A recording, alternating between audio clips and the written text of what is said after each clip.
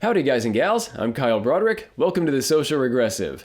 We are kicking off a new project rifle today, and this is one that's been highly anticipated, not just by you guys, but by me. One of the most constant questions that I got when we were building the Savage Axis project rifle of the past year and a half or so was when we would do a project rifle that ticked the budget up a good bit.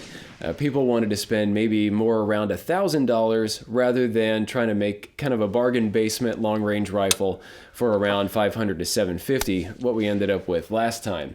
So your wish is my command. We are looking at a Savage 12FV build right here, and you can see that I already have the rifle built out.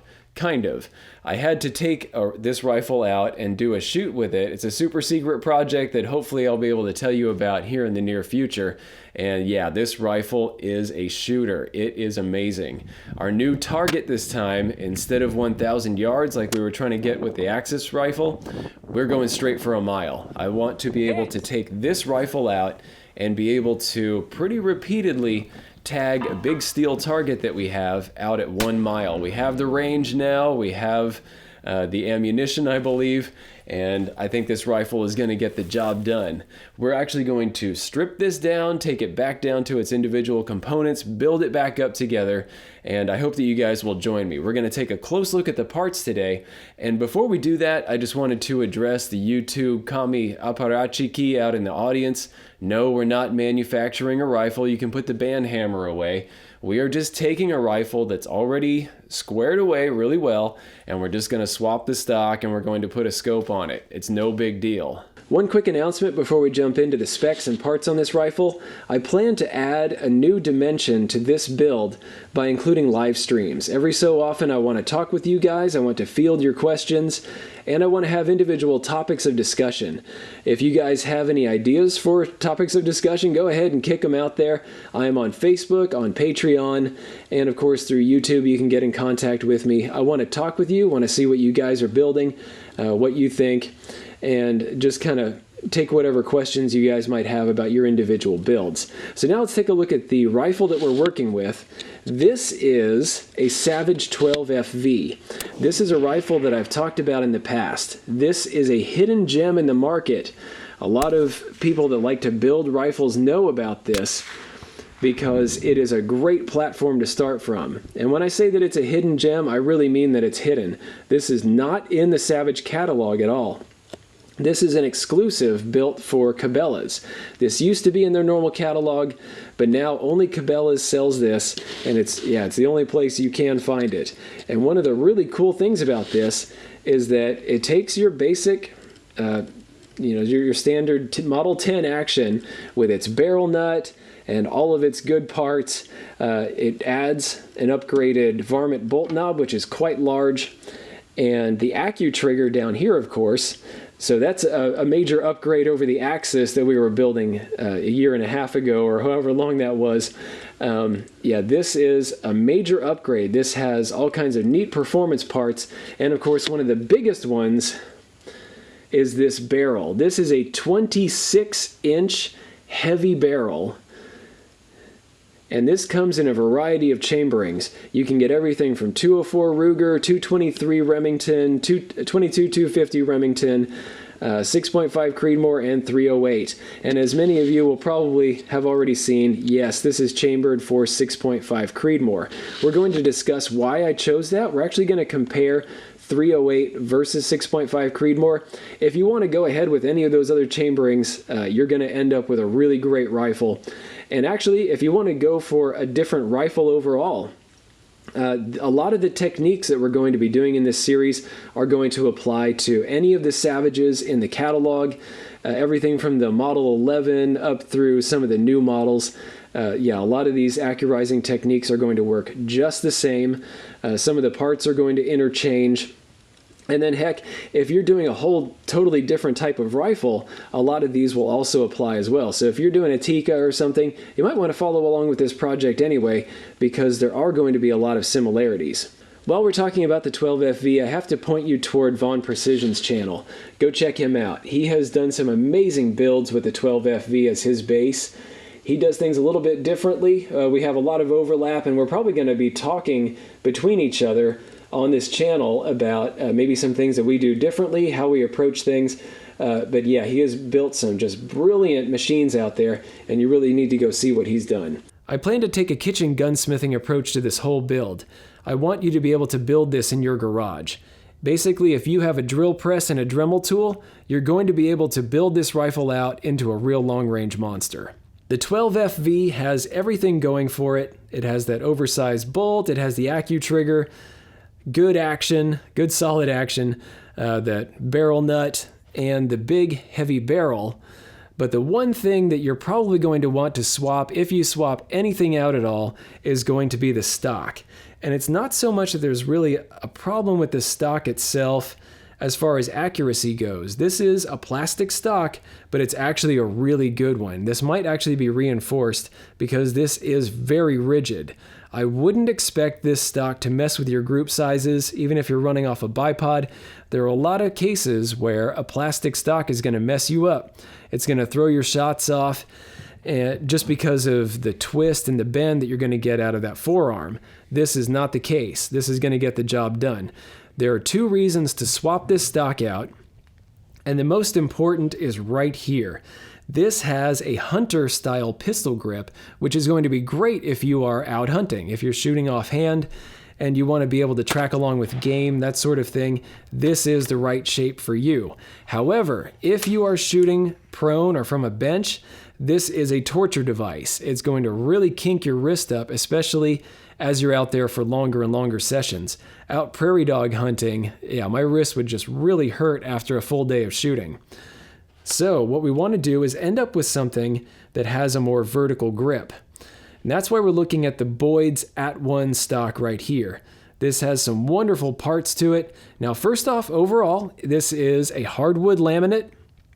This is going to be very rigid. You don't have to ever worry about any kind of bend or flex if you're running off a bipod or if you're shooting off a sling or whatever. This is going to be very rigid, very tough. It's going to be reliable all the way around. It's not going to mess up your accuracy. But this particular model, and I've done a full review on this, I'll put a link around here somewhere, this has adjustable parts. So you can get this stock to fit you individually, and when the next shooter goes to put some rounds through your rifle, they can adjust it to fit them. Adjustable cheek riser, adjustable butt pad, which is actually pretty nice and squishy. This is a very comfortable rifle to shoot, and you're going to be able to get this matched up to your dimensions, and you're going to be able to get that vertical grip. The stock costs about $190.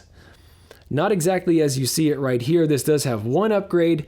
These vertical panels cost an extra, I believe, $12 off their catalog. If you buy an At-One, get these panels, you're going to want them.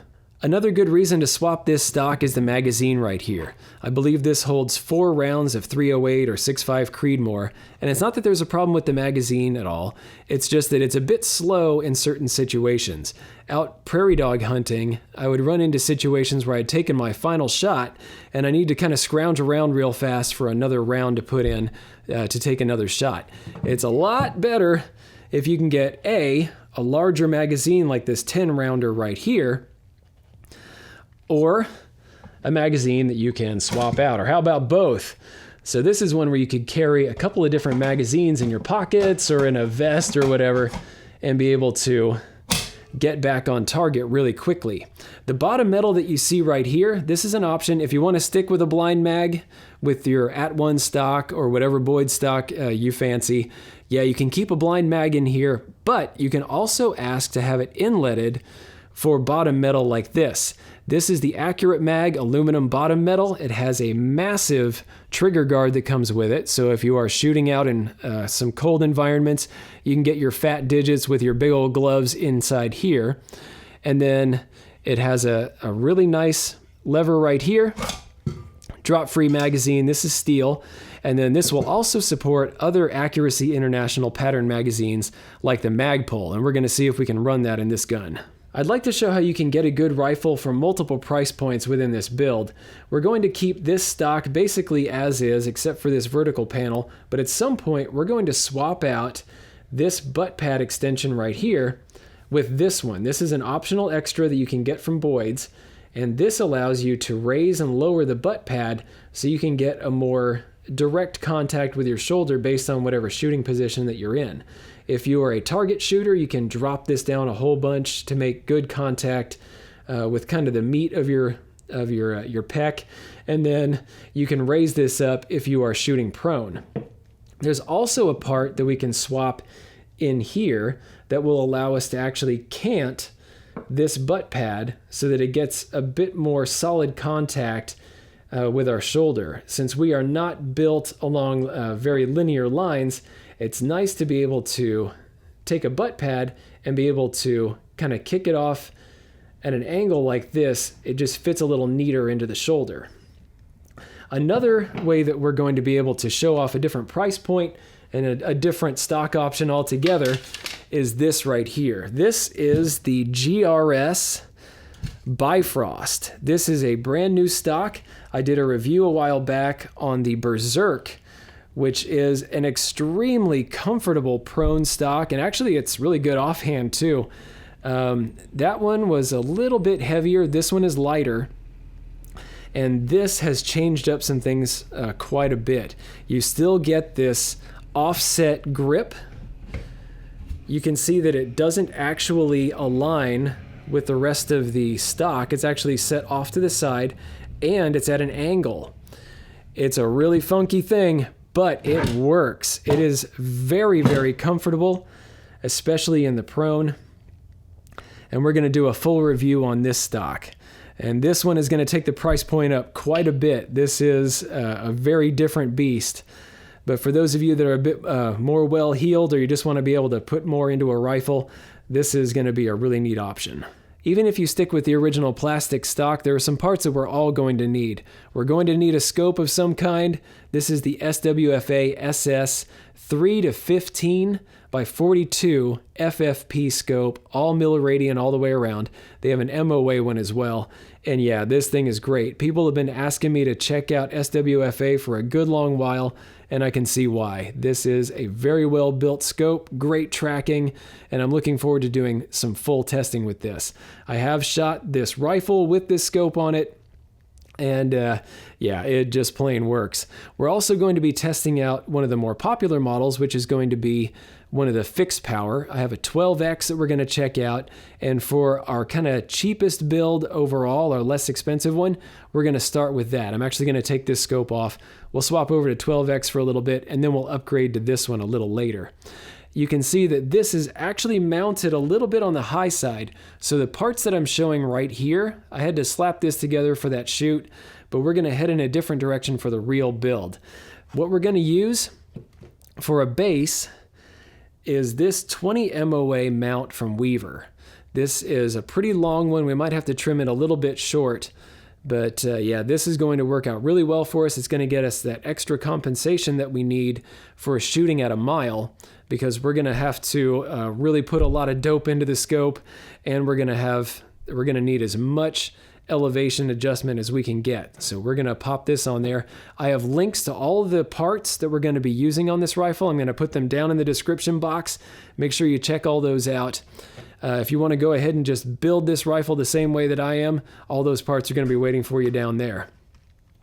And one of the issues that you can see, okay, the scope is sitting really high. I want to get this lower to the bore. So what we're going to do is we're going to swap in these right here. Both of these are Weaver rings. These are 4-hole tactical rings, Picatinny bases right here. And then these are the low ones. These are mediums. We're going to kick this down to low. We want to get as close down to here as we possibly can. If you do buy one of the SWFA scopes, go ahead and grab one of these sunshades right here. You're really going to need this if you're shooting into a sunset or a sunrise. These are really handy. One of the biggest questions people have about building a long-range rifle is which scope to pick. I'm going to give you a few different options. We're going to have a whole video where we break down which scopes I might prefer for this rifle. We're going to show off some Falcons like this one. This is the one I had on the last project rifle. This is the M18 Plus. We're going to take a look at some Bushnells and a really slick one from Nikon. We're going to show a number of price points. Now for stability. We're going to need a reliable rest if we're going to hit things at a mile. What you see right here is the Caldwell lightweight bipod. I think that's what they call it. I'll put a link down in the description like I mentioned earlier. This is a very good bipod for field use. It's not all that rigid. This does cant back and forth. It still gets the job done, and this is one that we might use for some of our more practical challenges, like maybe out hunting. This is a relatively tall bipod, and that is the kind of thing that I want to be able to get over grass if we're out in a real-world situation. If we're in a more range situation, I think we're going to be using a kind of lower Blackhawk. This back here is the Protector leather rear bag. This is another one that I'll put a link to. This is an excellent rear bag that has a kind of notch that cradles the butt back here, and you can slide this back and forth to change your elevation. All of these parts should add up well, but we do need to go through a few techniques. We're going to bed the base to the action. We're going to bed the action to the stock, and we're going to do pillars at the front and at the rear, and we're going to do a full epoxy bed as well. We're also going to check out the front up here, so make sure that you don't miss any of these videos so that you can properly accurize your rifle as well. Some of these might be familiar to you, some of these might be a little bit weird. Once we have all this in place though, and we've eliminated variables, we've turned the rifle into a constant, now it's time to address the next big variable, which is ammunition. We're going to take a look at a couple of factory ammos right here. We have American Eagle 140 grain. These are excellent. Open tip match. In all the rifles that I've tested this so far, this has worked out very well. This one has been a little bit more finicky. The CMMG loved this, but some of the other rifles like the Savage Stealth Evolution and the Model 10 GRS did not really like it. We're talking about like 1.5-inch groups, somewhere up in there. But this one with its longer barrel might be better set up for that. But what we're really going to do to get maximum accuracy out of this, if you guys have a hand loading setup, we're going to go through all that. Naturally, we won't be able to show it on YouTube because they're really cranky about, well, basically anything. They hate our guts. But one of the things that they really throw a fit about is hand loading. So we're going to have to post this somewhere else. We're going to put these videos out on some other kind of platform and then show them on the Reloaders Network. We can get all kinds of great reloading information. I'll link to all that when it eventually comes around. But some of the bullets that we're going to get into, we have all of these, except for one, are 140 grain. We have a 1 1/8 twist in this barrel so we can handle some kind of heavier bullets. But we have the new Spear Gold Dot. These are turning out very, very well. I'm a huge fan, and these will be great for practical shooting if we're out hunting, hogs or whatever, deer. These are going to be great. 140 grain Spear Hot Core. These are another good hunting round. Not as slick as these. These have a flat base, so they're going to be for more kind of closer range shooting. And then we have 140 grain BTHP match from Hornady. These have worked very well in all the rifles that we've tested so far. Definitely well sub MOA, down below half MOA, even without doing some really crazy hand loading. These come out really well. These are the heavier bullets we're going to try out. These are 147 grain ELD-M bullets. We're going to see how these do in this rifle. We have that little bit of extra barrel length. We're going to get a little extra velocity. These might work out great. And the powder we're going to use for everything is going to be Reloader 16. This has worked out very well in my hand loads so far. This is what I've been counting on to get very reliable performance in any kind of temperatures or other weather situations. One last note about the Savage 12FV. Keep your eyes on the Cabela's flyers. These rifles go on sale for that $100 off every 6 months or so. I'm not exactly sure how often they do it, but it might actually coincide with a Savage rebate as well. I actually picked this rifle up for the same price as that Savage Axis a couple years ago, $220. Thanks a heap to patrons of the Destructive Arts. You guys purchased the rifle itself and some of the parts that we'll be attaching to it. Thank you, Peter, our 300 Win Mag patron, and to our newest patron, Sportsman's Guide, who's coming in at the 338 Lapua Magnum level. You guys are keeping the lights on around here, keeping the project rifles coming, and actually, if anybody else wants to chip in $1 or $2 a month, I'll put a link to Patreon in the description box or somewhere around here. Because we have some other projects coming up in the future. The next rifle coming on the heels of this one is going to head in a totally different direction, but I think a lot of you guys are going to find it interesting and practical anyway.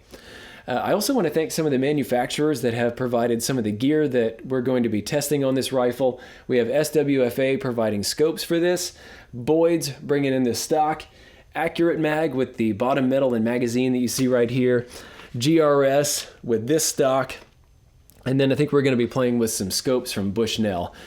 So yeah, thank you very much to the various corporate sponsors that have kind of added some of the gear that we can play with here. Make sure that you subscribe, hit that notification bell so that you know when new videos come out. This is going to be a multi-part series and you don't want to skip any one of the parts in here. They're all going to add up to a rifle that in the end I think is going to be very capable even out at a mile. Thanks for watching. If you liked this video, be sure to like, share, and most importantly, subscribe. Even if you didn't like this particular content, go ahead and subscribe. There's probably something coming that's more up your alley. Check out this playlist right here. This is going to have videos in a similar vein to what you just watched. These two videos we cherry-picked for you. And finally, The Social Regressive is on Patreon. So, you can become a patron of the Destructive Arts and earn some goodies while helping us to provide high-quality videos just by kicking us a few bucks a month. Thanks a bunch for your patronage.